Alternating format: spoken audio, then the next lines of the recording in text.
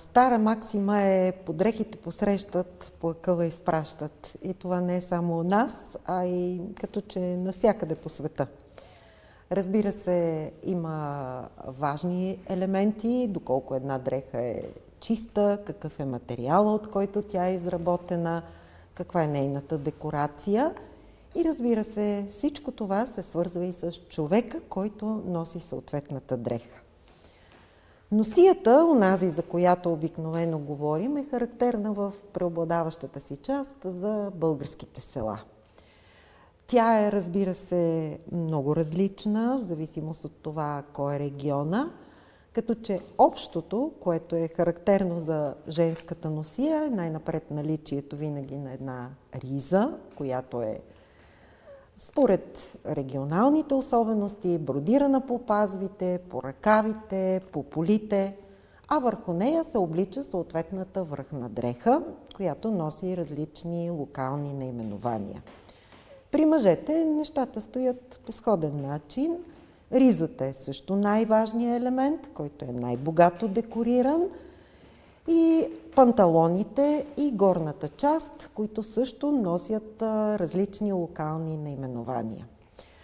Това, което е любопитно, е, че материята в селата за изработката на самите костюми в преобладаващата си част е продукт на домашното производство. Тоест, самите жени са тези, които изтъкават в преобладаващата си част плъта, от който в последствие се кроят дрехите. Що се касае до връхната дреха, в която най-често са разликите, при нея също има и различни други декоративни елементи. Голяма част от тях са дело на различни майстори, на специални гайтанджии, от които се купуват готови продукти, както и, разбира се, нещо, което е подобно на паети, което се ползва особено за украса в региона, в близост около София и около Трънско. Това, което е интересно обаче, е, че дрехата е като паспорта, бих казала, на определено селище. Тоест, хората в един сравнително близък ареал са облечени почти по един и същи начин. Ще кажете обаче, това е равносилно на униформа. Не, съвсем не е така, защото тези дрехи се произвеждат вътре в семейството и от естетическия вкус на всяка една от жените, които ги работят, до голяма степен зависи и съответния вид на дрехата. И не само естетиката, а и майсторлъка. Защото всеки по различен начин може да претвори един мотив, който е характерен за цялото село. И не напразно дори имаме и ситуация, в която определен мотив носи името на жената, която най-често го изработва, или тази, която е ангажирана с направата, примерно с мастило на отделните елементи върху плата, за да могат да започнат да бродират върху този плат самите жени. И често се казва, че това е примерно шевето на Симка, шевето на Мария. Тоест, те са тези, които налагат модата в дадено селище. Естествено, много може да се говори за декорацията по самите ризи, за това какви са типичните мотиви и какво намира място върху тях. Един от символите, който задължително влиза, е кръста, слънцето, множество мотиви флорални, геометрични, като отново бих казала, че всичко това е до известна степен един по-скоро наследен архетип.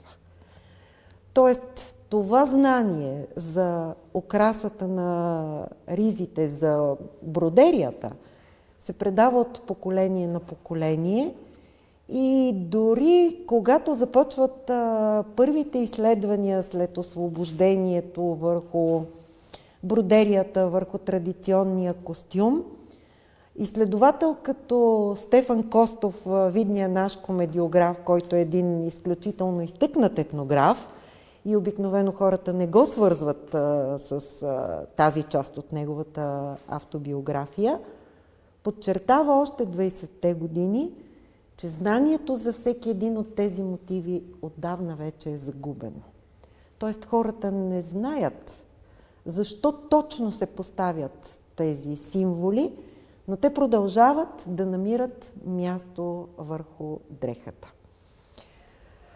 И така от един период, в който дрехите като че са по-унифицирани във всеки един регион, много лесно могат да бъдат разпознати. Ако хората отидат на панаир по-далеч, много лесно биха могли да бъдат разпознати другоселците, защото те са облечени по много по-различен начин.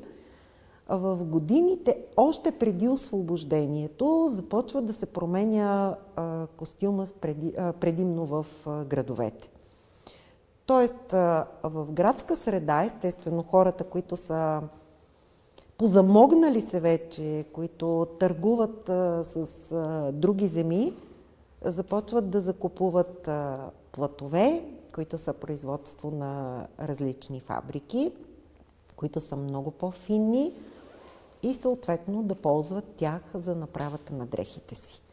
А и разбира се, хора, които пътуват в цял свят, това са не само българските хаджии, това са търговците, защото още в годините преди освобождението има множество български търговски кантори, не само в Истанбул като столица на Османската империя, но и в държави като Англия, в Манчестър има множество кантори на български търговци, в Румъния, в Виена.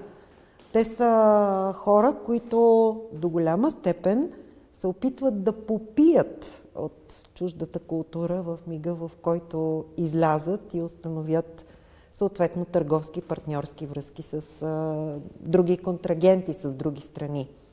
И естествено, те започват да се обличат по европейски образец. Тази мода навлиза и в българските градове, дори и сред хората, разбира се, които пътуват малко по-малко. И това обикновено са учителите, лекарите. Те започват да нахлузват нови дрехи, които не напразно се наричат алафранги, защото алафренка от френски образец, този тип мода започва да се превръща в визитна картичка на градовете.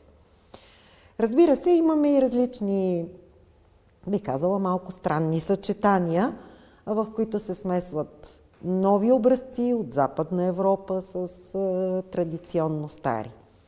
Но да подчертаем, че в селата традиционният костюм проявява доста голяма устойчивост, бих казала почти до, може би до 30-те години на 20 век.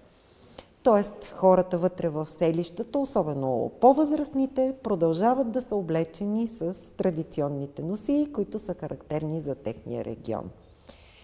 И костюма се превръща в един от, може би, най-ценните елементи за колекциониране и от етнографския музей.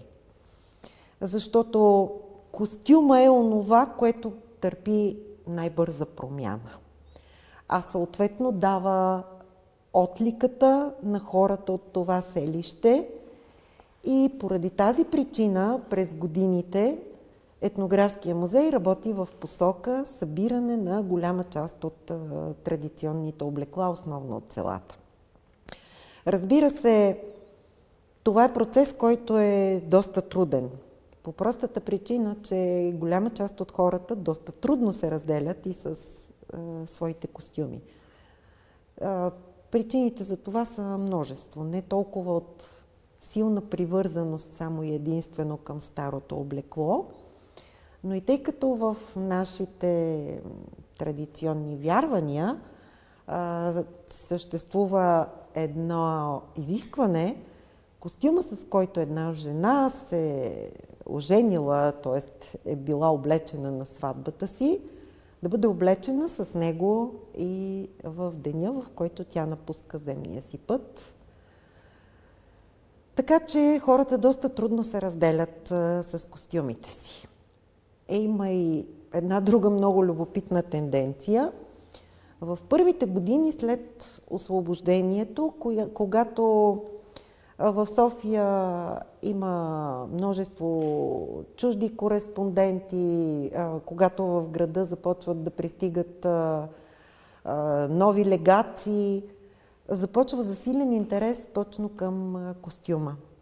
Тогава по-предприемчиви жени от селата, особено около София, се ангажират с откупуването главно на ризите, тъй като те са много богати на шевици и започват да ги продават из търговските легации, из дипломатическите служби, за да могат да попълват колекциите на различни дипломати, за които това е много екзотично и много любопитно.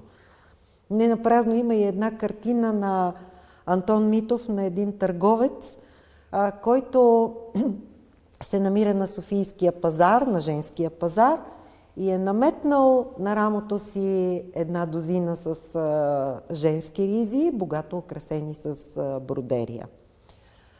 Освен този тип търговец, разбира се, в този период се появяват и много антиквари, които обикалят от селищата и закупуват основно ризи с богата везбена украса. Като част от тях те продават не само на етнографския музей, но на различни други институции и частни лица.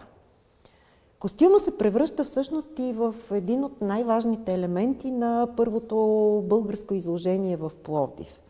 Не напразно, там се прави специален костюмен павилион. И е много любопитно, защото голяма част от публиката на това изложение в Пловдив все още е облечена точно с тези костюми, но за тях е невероятна атракция, вероятно и защото са облечени върху едни манекени с восъчни лица. И поставянето им в този павилион до голяма степен издига техния престиж. Тоест, за хората, които са облечени с същия тип костюми, поставянето им в една нова среда до голяма степен повишава авторитета на самия костюм.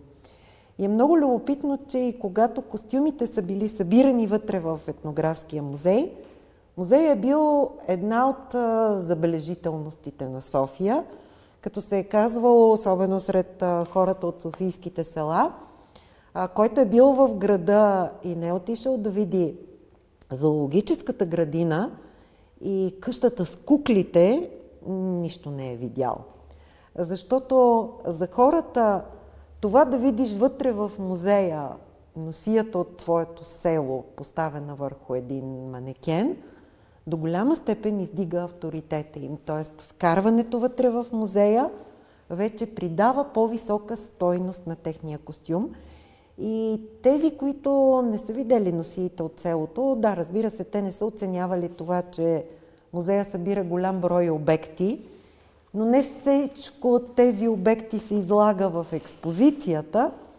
Тези, които не са видяли костюма от своето село, като са се връщали, много често са организирали изпращането на тяхната носия към етнографския музей, за да може да допълни колекцията им.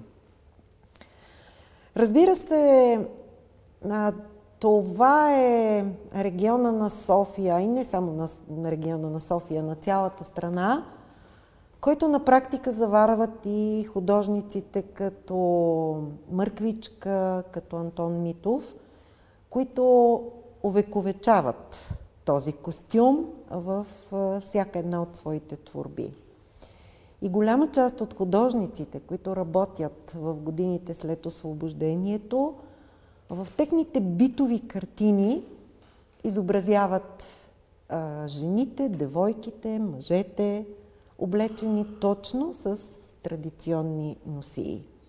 Това е всъщност своеобразен документ на епохата. Носиите във всяка възраст са различни.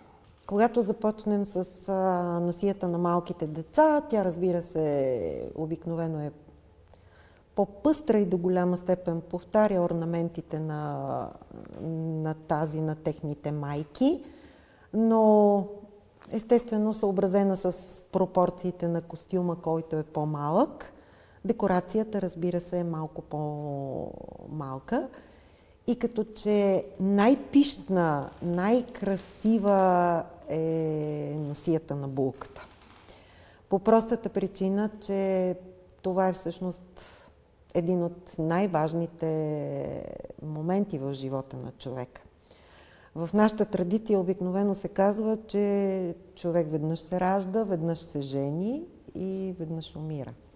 Поради тази причина момийския и невестинския костюм са най-пъстри, с най-богата декорация и колкото повече нараства възрастта на жената, пропорционално намалява нейната декорация и разбира се и цветовете, които се ползват за тази декорация, до голяма степен те потъмняват по-късно. Това, което отличава обаче, тъй като много трудно бихме могли да говорим само за облеклото, без да говорим за забраждането, за прическата, за накитите, това, което отличава, примерно, момийския, невестинския и костюма на по-възрастната жена, е, че когато се подготвят вече за сватба, за нейния чеиз, задължително тогава се подбират най-много накити, те са най-богато украсени и това, което отличава вида на по-възрастната жена е забраждането. В традицията не е допустимо жена, която вече е семейна, да бъде с открита глава. Тоест да няма покрита забрадка. И обикновено девойките са тези, които ходят единствено с открита коса, но отново не се приема като така добър вкус да ходят с разпуснати коси. Косата задължително трябва да бъде сплетена. И естествено девойките поставят множество украси в самата плитка.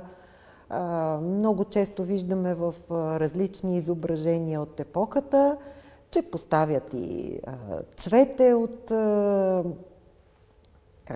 зад ухото си всъщност, за да могат по този начин дори да покажат в какво състояние се намират, защото в годините на традиционното общество всяко нещо има своя символ. Дали една девойка вече дала сърцето си някому или тя търси своя избранник, дали се готви за женитба, дали е омъжена. Когато се погледнат внимателно изображенията на всяка една от тези дами, бихме могли да разберем прекрасно не само какъв е нейният социален статус, но и какъв е нейният семейен статус. Традиционни носии в страната се носят, може би, някъде до 30-40 години, че и малко по-късно, зависи от това кой регион до каква степен е откъснат от града. И в преобладаващата си част този тип носии продължават да бъдат емблема на голяма част от селата.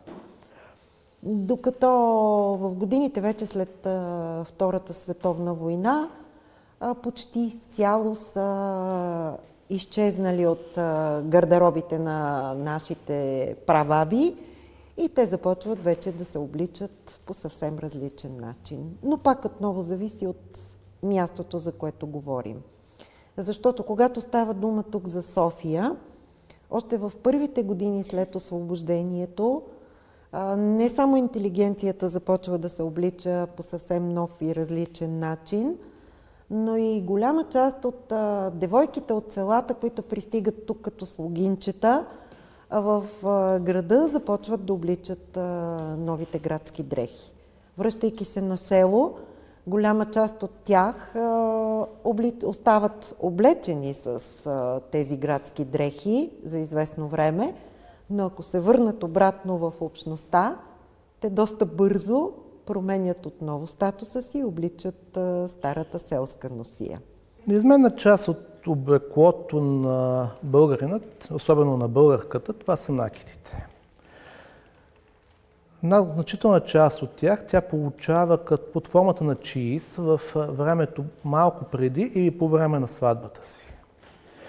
Самият чииз се изработва така предварително, зададен на майсторите няколко месеца предварително, защото обикновено сватбеният сезон е определен период от годината и тогава се натрупват адски много поръчки за хората, които се занимават с изработването на тези изделия. И това налага поръчките да се събират много по-отрано, за да имат и време да ги изработят и в деня, когато се случва радостното събитие, те да са готови. Например, пафтите, които са неизменен елемент от женската носия, те се даряват на булката в деня на нейното, както се казва, вече венчило. Неомъжените жени нямат право да носят пафти.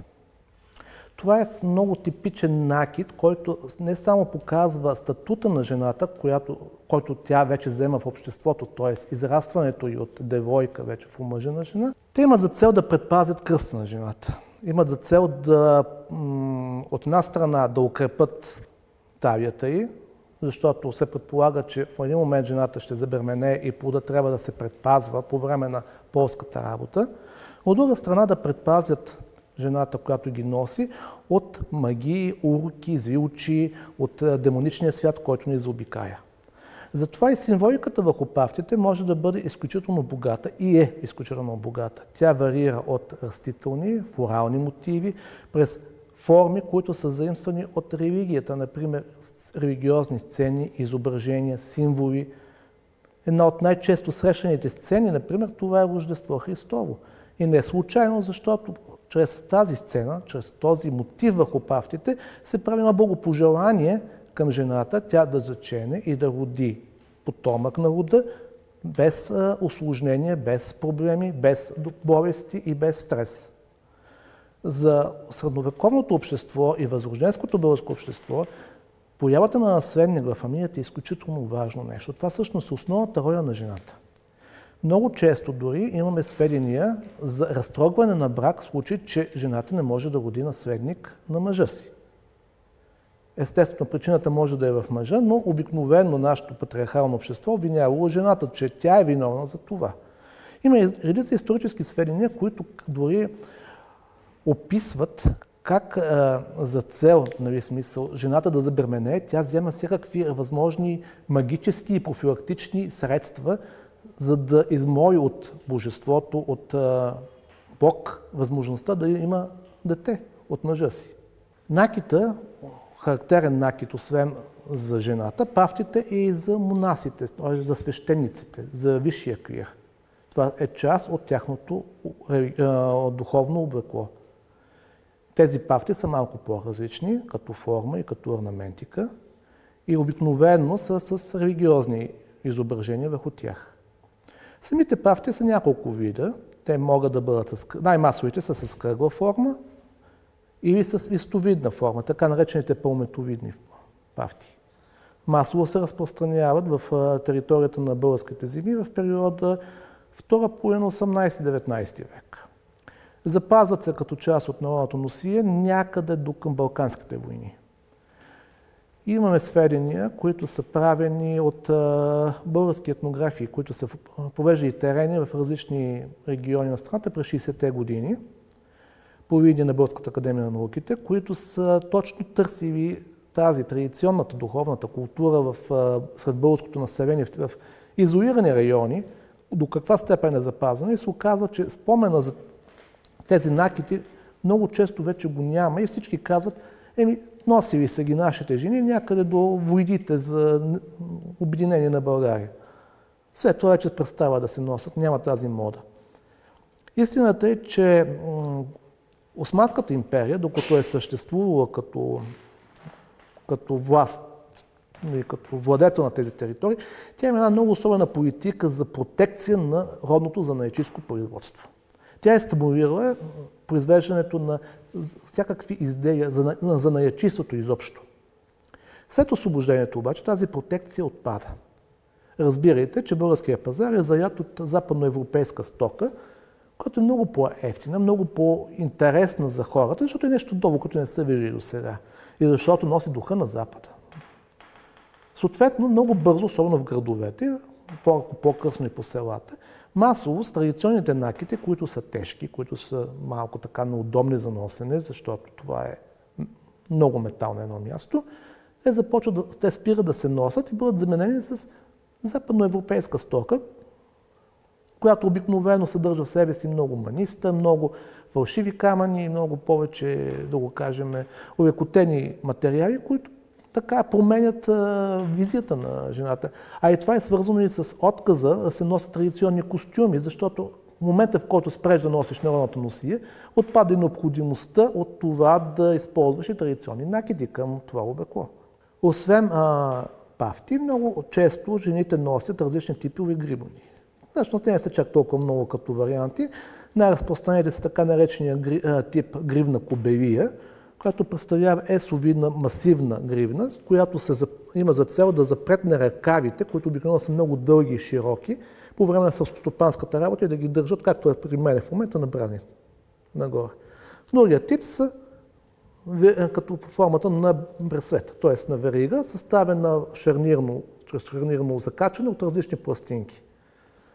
Характерен също така накид, това са иглите, които имат за цел да държат кърпата за главата или самата коса навита към, както каза колежката ни преди малко, няма практика жените да ходят с разпуснати коси. Задължително те трябва да са сплетени. В различните райони на България сплетката е различна, но идеята е, че не е допустимо жената да бъде с гола глава, винаги трябва да има кърпа върху нея или някакъв тип шапка или да е сплетена косата отдолу. В някои райони дори има практика, в Софийско е така, под забрашването да се слага нещо като перука. Разбирайте, това е, така да го кажем, фалшива коса. Тя може да бъде както на човека, който носи перука, така може да бъде на друг човек, а може да бъде и от конски косми. Носят се различни типове, освен това гердани, различни типове брошки, пръстени много често. Но най-разпространеният накид, който се среща доста докъсно, това са монетните нанизи. Още през средновековието редица пътешественици, които пътуват през Османската империя на път от западноевропейските дворове до Цариград, описват с удивление, че жените, които ги посрещат по българските селища, носят върху себе си огромни монетни нанизи, много често съставени от монетни емисии, които отдавна са излезли от обращение в Западна Европа, което показва, че това е една много стара традиция в българското общество. С монети се обшиват шапките или особени нагръдници, които са пред гърдите и предпазват всъщност гърдите на жената. Те са неизменна част всъщност от женския костюм. При мъжете накидите са доста по-скромни. Те носят пръстени. Интересното е, че слагат и обици. Това не е нещо ново за културата на 21 век. Имаме запазени сведения още от 18-19 век, че примерно особено при раждането на новородено, което е станало трудно, новороденото е болнаво и примерно неговото братче би знае, че е починал, задължително му се пробива лявото ухо с обица, което то носи през целия си живот. Това се прави отново с апотропейна функция, в смисъл да го защитава оцелялото дете в неговия житейски път. Друго интересно сведение, което ни дават примерно някои пътешественици, че жени, които са удовяли, но не желаят да влязат в повторен брак, слагат обица на носа си. Това отново е форма на, как да го кажа, на послание към останалия свят: аз не желая да се женя повече. Не ми търсете мъж. Най-важната дреха на жената, това е ризата. В Софийско тя се нарича кошуя.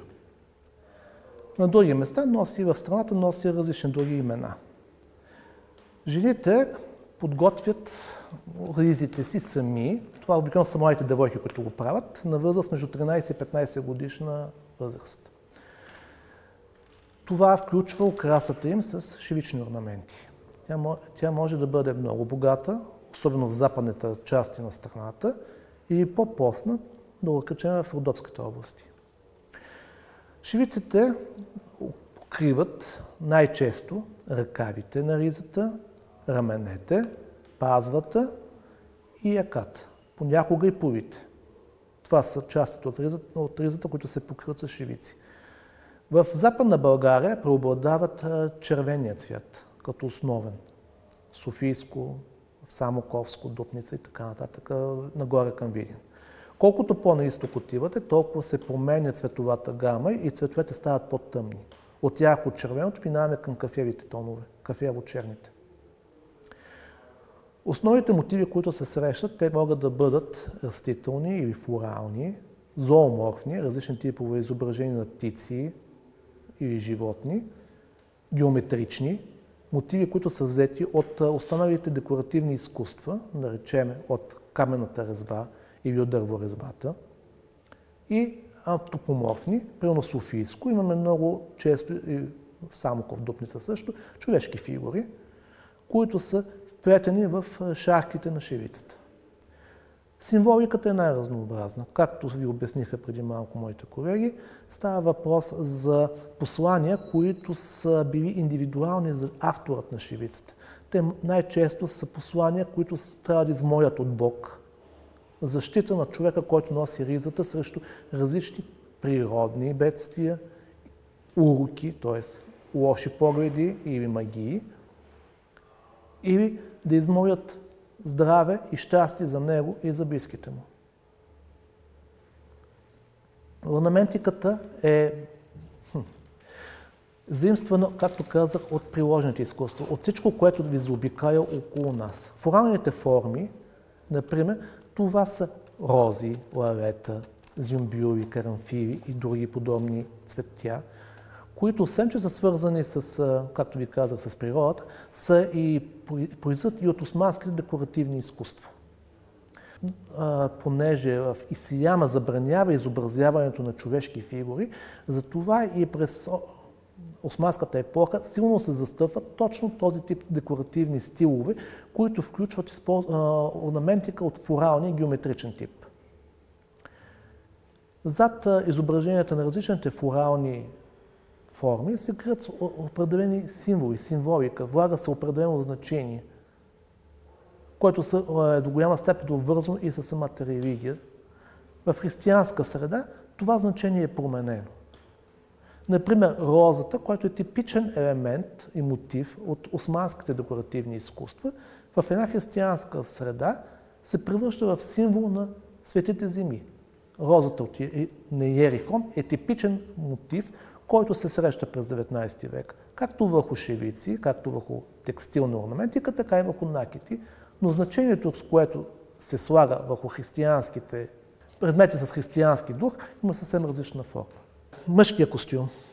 Той включва така наречената кошуя. Това е ризата, както ви казах. Това е нещо, което е универсално както за мъжкия, така и за женския костюм. Разликата е, че при женския костюм, при женската риза имаме по-богата бордерия от шивици. Вече ви казах, шивиците се изработват от младите момичета. Най-често тя е част от техния сватбен костюм. Изработва се в определен стил за всяко едно населено място, в което попадате. Разбирайте, че различните селища или региони имат определена шарка, която ще видите върху носията. Тя е много специфична и е като дрес-код за определеният регион. Омъжената вече девойка носи върху главата си кърп. В Софийско тя е с бял цвят. Нарича се фенел. Над кошулята се слага сукман. Това е връхна дреха, върху който вече може да сложите менте. Ментето е също връхна дреха, който се слага над сукмана, обикновено в син цвят. В Софийско, освен че има син цвят, има и черно-бяла кройка. Тя е без ръкави и с много малка яка.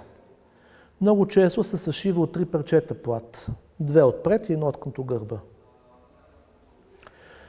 На краката си мъжете и жените носят опинци и обувки. Опинците в Софийско са много специфични. Те са с остър връх на пръстите. Една от причините, примерно много често в етнографските сбирки да отсъства мъжко облекло, е, че мъжът, за разлика от жената, не сменя панталона си през целия си живот. Той го носи до като не се изпокъса, като се изпокъса в гуши и продължава да го носи, т.е. си го носи буквално от юлката до гроба. Орнаментиката на облеклото включва различни типове гайтани, които в Софийско са най-често в бял цвят. Интересен елемент от костюма е яподжук. Яподжук. Това представлява връх на дреха, която се носи най-често през зимата, нещо като на метало, с качулка, която се спуска по тялото до под коленете.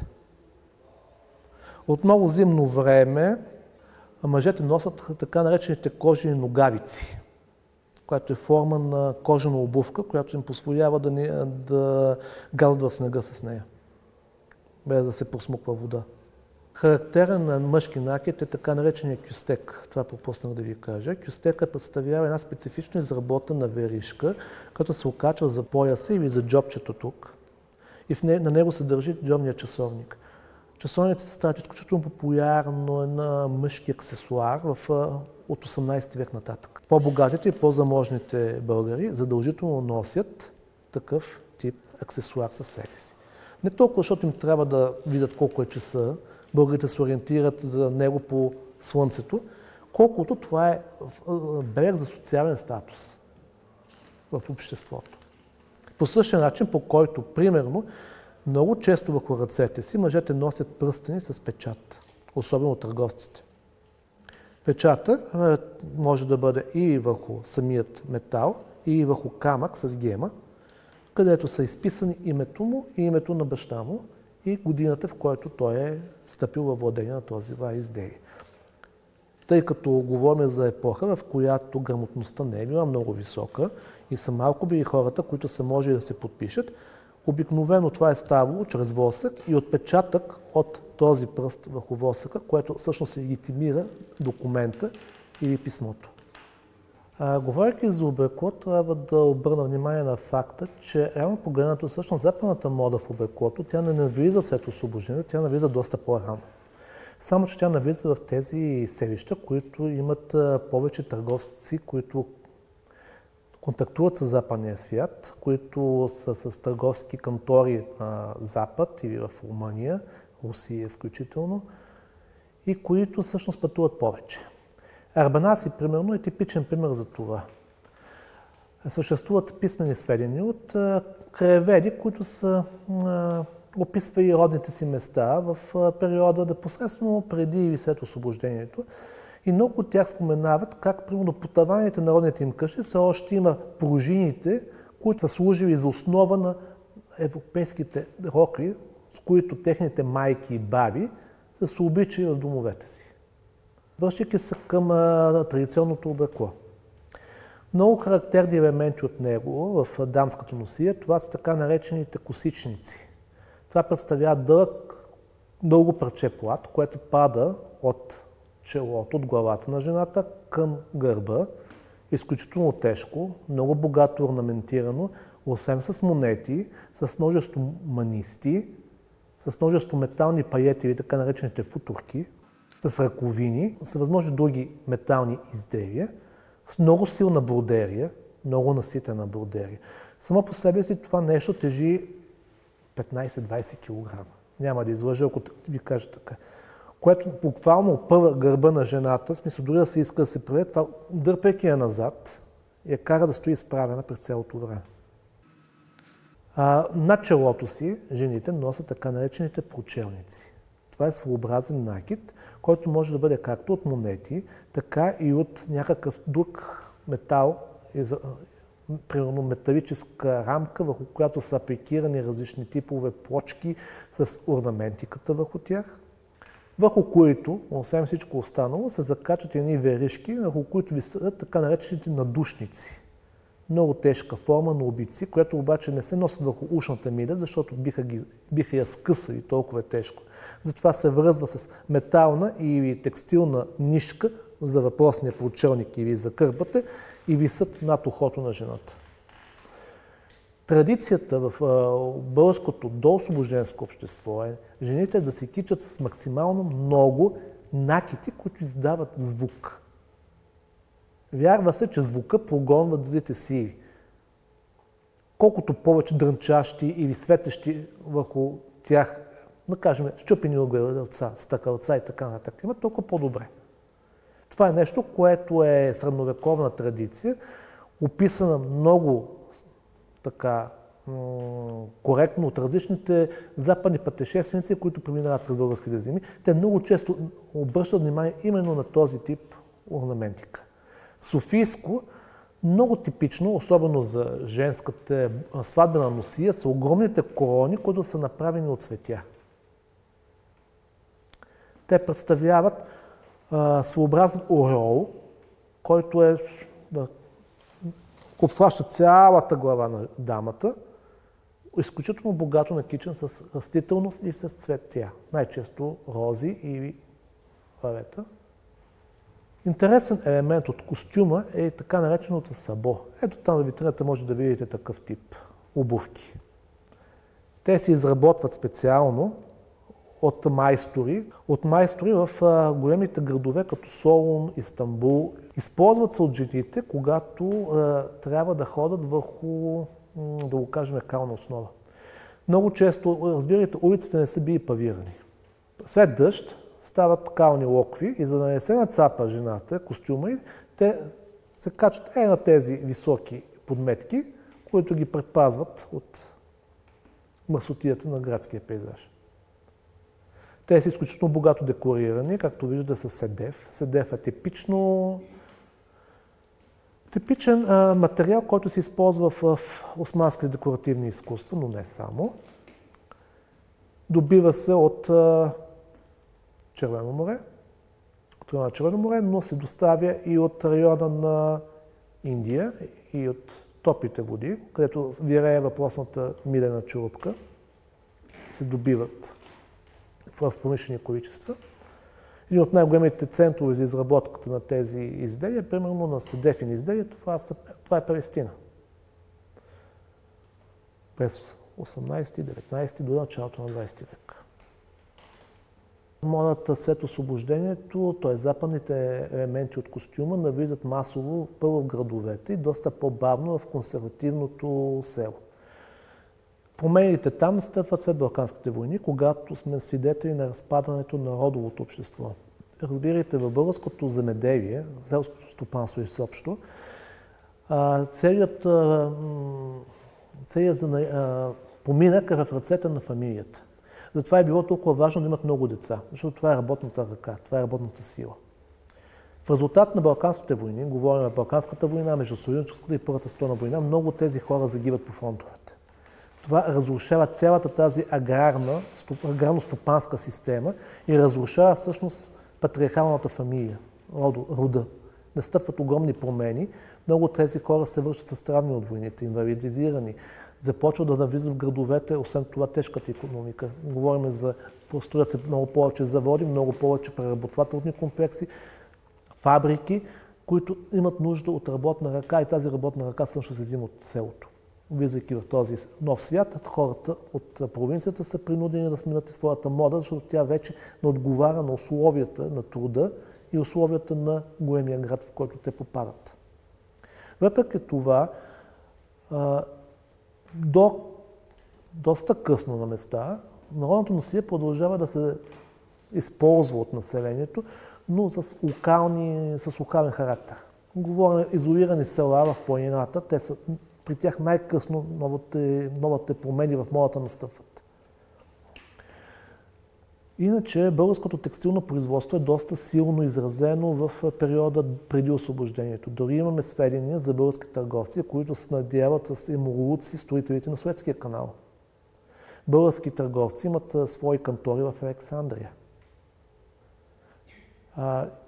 Не много отдавна излезе да го кажа, мемуарите на един български възрожденец, политик и общественик, Михаил Маджаров, който описва в спомените си пътуванията си, той 2 пъти е ходил до Йерусалим, до Божи гроб. Първото пътуване той осъществява заедно с семейството си в Османска България. Второто пътуване го направи сам вече на по-така преклонна възраст в периода след освобождението, след Балканските войни.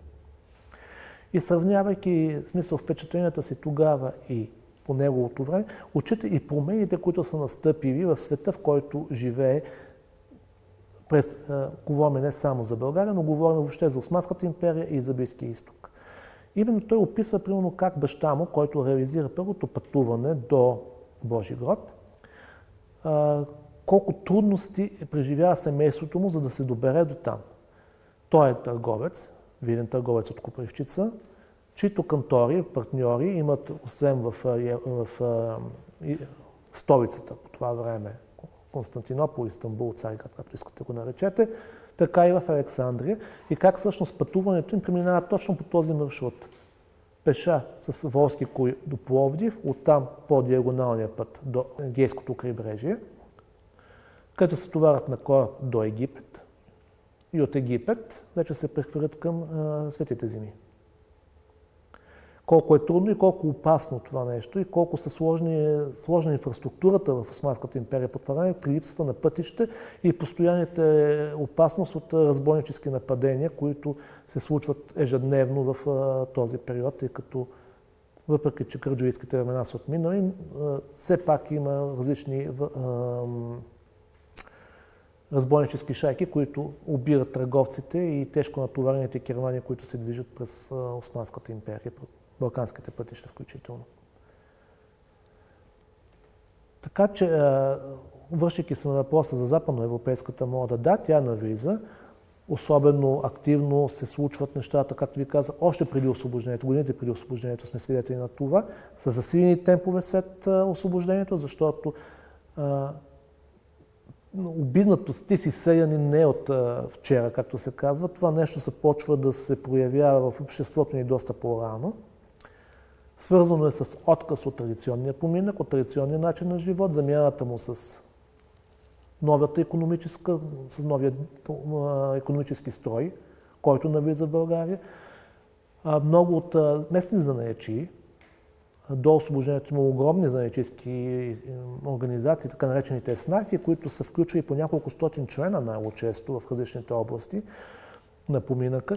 Те не могат, много от тях не могат да се адаптират към новите условия на труд, икономически условия. И те фалират. Принудени се затворят.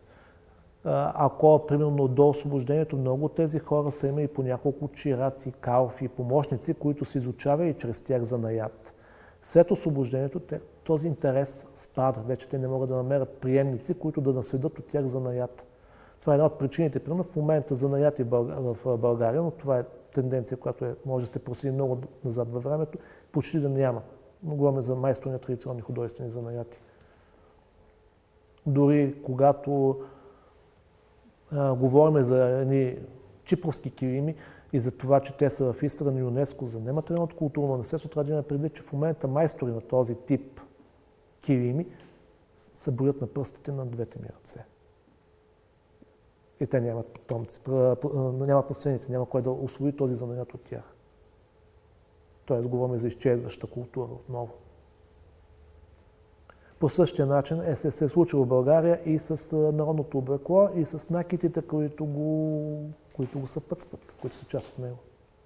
Здравейте, казвам се Деница Кюранова, работя в реставраторското ателие на Националния етнографски музей към БАН и се занимавам с реставрация на текстила.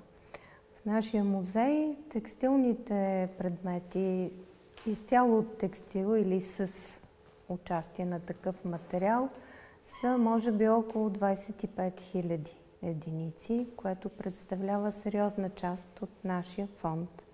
Най-вече това са части от нашето традиционно облекло, най-вече женското облекло, което знаете, че основните му части са ризата, саята или литака или сукмана над него.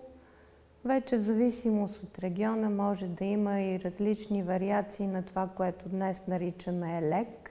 По-дълги менте или по-къси с дълъг ръкав, с по-къс ръкав. Това е така основните типове. Може понякога се слагат няколко слоя връх на дреха, в зависимост от случаите. Традиционното облекло като материали най-типично е това, че се произвежда изцяло целият процес от суровините до готовия продукт в домашни условия.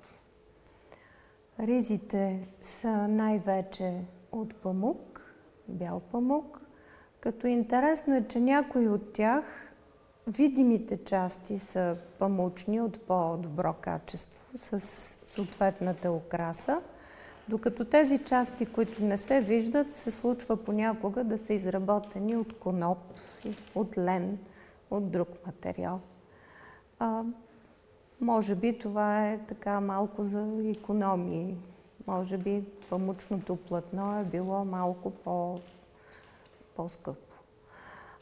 Кройките на ризите са най-типичната кройка, която така се нарича туникообразна. Това е едно дълго парче плат, прегънато в раменете, което представлява предницата и гърба. Странично се слагат едни трапецовидни парчета, които дават ширината, разкрояването, за да има свобода на движенията. И ръкавите, разбира се, като в най-честия случай са дълги ръкавите. Има срязване отпред за пазвата. Не винаги, но много често има яка. И тези места най-обикновено се украсяват с шевици, характерни за съответния регион. Цветовата гама най-често разпространени са червеното, черното, бялото, но разбира се имаме и кафяво, зелено, синьо, жълто. Участват и всички други цветове. По отношение на върху, пропуснах да кажа, че когато не е сая, литак или сукман, в някои региони се слага така наречения вълнник, който представлява едно много дълго парче плат, нагънато на плисета, както днес бихме казали, и богато украсено с втъкани цветни мотиви. Както тези вълненици, така и престилките, които се слагат отпред. В някои региони се нарича и двупрестилче на носията, но има два характерни начина за изработка, две основни техники. Едната е когато върху основно изтъкан вече плат има везмо отгоре цветно, обикновено с вълнени конци. А другото е така наречената килимена техника, което има основа с памучни нишки и вътъка, който е цветен и е вълнен, преминава хоризонтално през памучните нишки и ги скрива изцяло. Виждате също други характерни елементи от носията, като поясите, като така наречените опашки, характерни за тракийската носия. Те висят така на гърба. Можете да видите, които са по няколко начина изработени. Има с апликации от плат, има с манистени изработени фигури, има и тъкани. Има така наречената техника на кори, която е много любопитна техника. Всичките части на облеклото са се изработвали на домашен стан, ръчно. Техниката на тъкане е доста масово разпространената по два основни начина.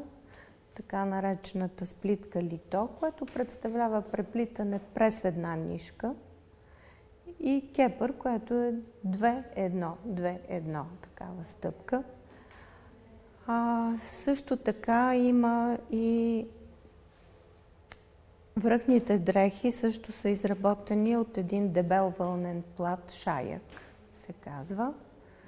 Най-често е в естествени цветове, при женското облекло в бяло предимно, в мъжкото в естествените цветове на вълната. Стана дума за потурите. Те обикновено са тъмно кафяви, има и бели в софийско, различно според региона, но те са двата основни типа.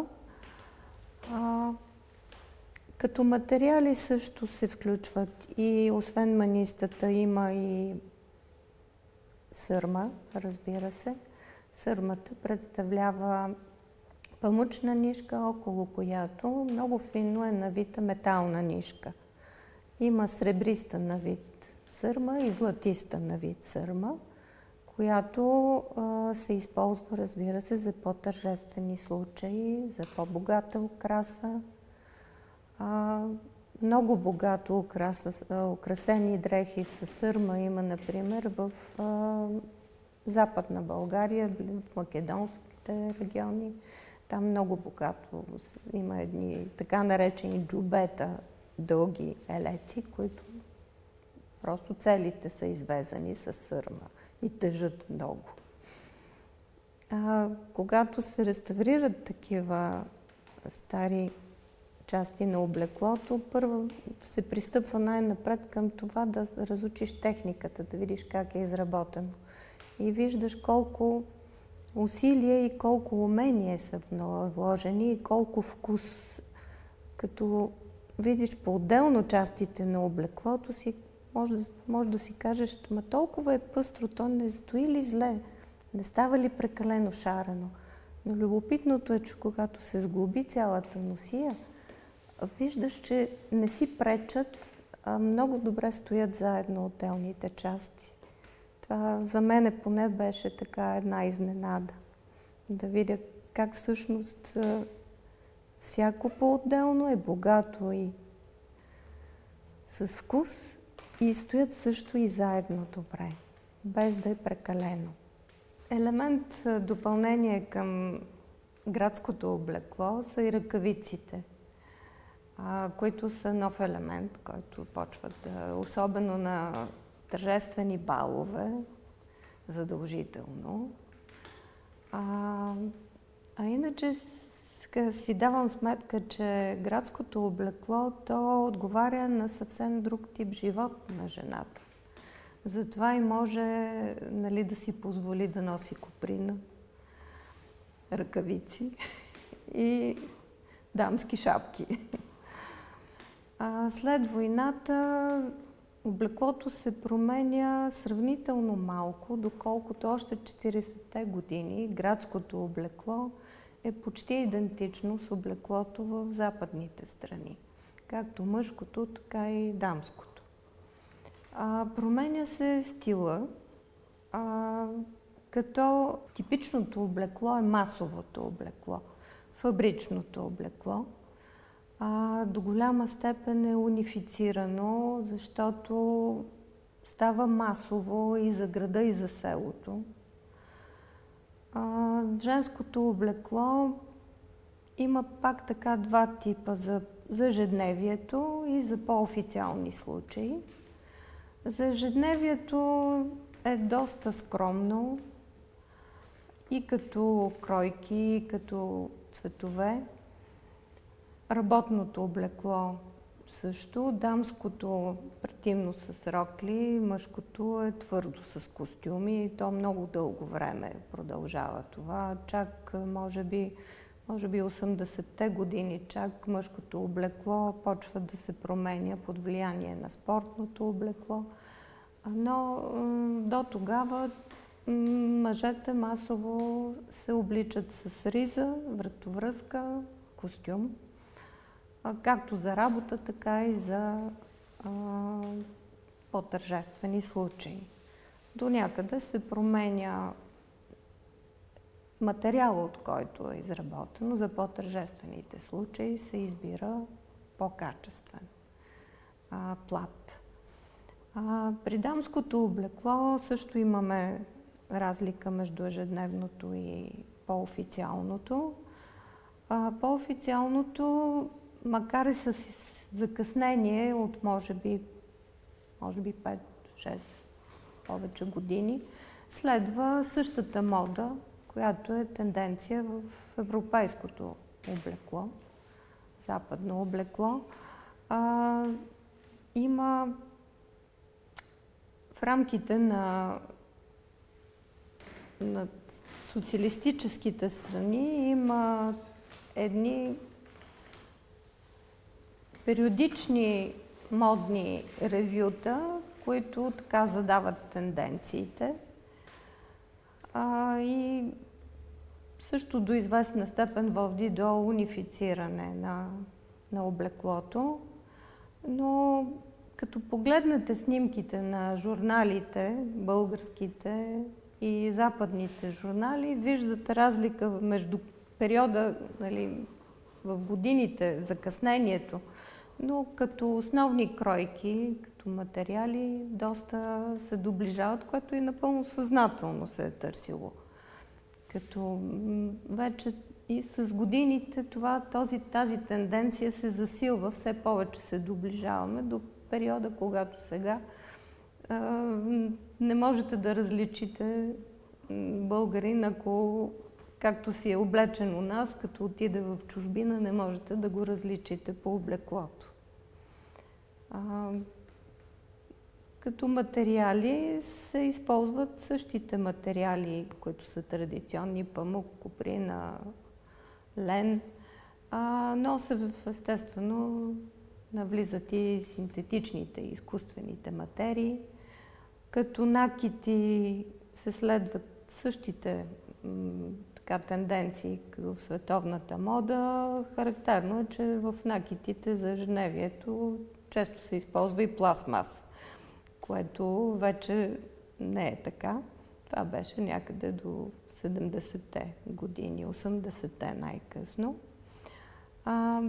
Типичното дамско облекло 60-те години е, да кажем, една рокля с изчистени форми, която от кръста надолу е разкроена силно. Едноцветна или на точки, на по-простички мотиви. По-късно си спомням 70-те години беше така наречената мода на клош панталоните, ако знаете. Това са панталони дамски, които пък и мъжете ги носеха, които в долния край се разширяваха. Това беше така характерно. 80-те години са характерни с подплънките в раменете. Така. И в дамската мода беше така. Дънките още от 60-те години навлязоха в България. Те бяха така, дънки можеха да носят само хора, които можеха отвън да си ги набавят.